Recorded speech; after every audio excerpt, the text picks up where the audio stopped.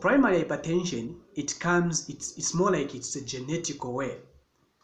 It runs in the family. So about 80%, 85% of them, they comes from something to do with the primary way, where it has to do with the family related things, and also something which we do as day-to-day activities which really affect us.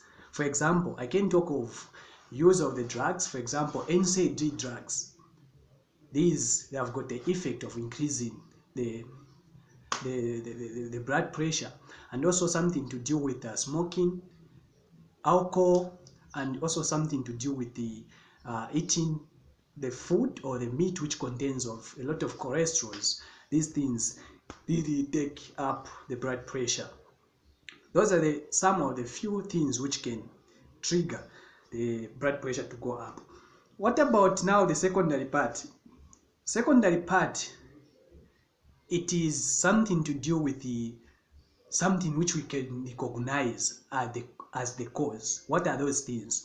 Those things which we are talking about here are those things like drugs, of course, maybe those of birth pills drugs, those drugs like maybe the steroids and vasopressin drugs. These drugs really triggered the blood pressure, and it goes up. And there are also something to do with the renal conditions. There are a lot of renal conditions. We can talk of polycystic kidney disease. We can also talk of something to do with the parenchymal renal diseases. So all those things are the one which triggered the hypertension.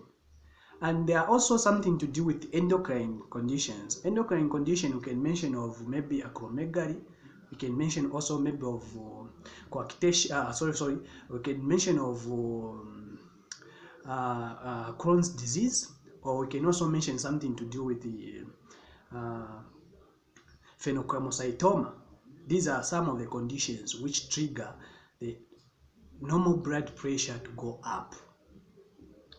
And we have also something to do with the coarctation of our aorta, and there is also something to do with the alcohol. These are some of the things which trigger the normal blood pressure to go up. So here can be someone who don't have, for example, who don't have maybe renal disease, who don't have any endocrine disease, who doesn't have any heart problem as per se, or this person, there are no any kind of diseases which I have mentioned in the secondary part, but you find that this person still has got hypertension. What could be the reason? Remember, in the first part I mentioned of primary. The primary part, it has to do with something with the genetic. Here is just someone who was born in the family where there is that trait of hypertension. So here we go. So someone can have that. Now, what could be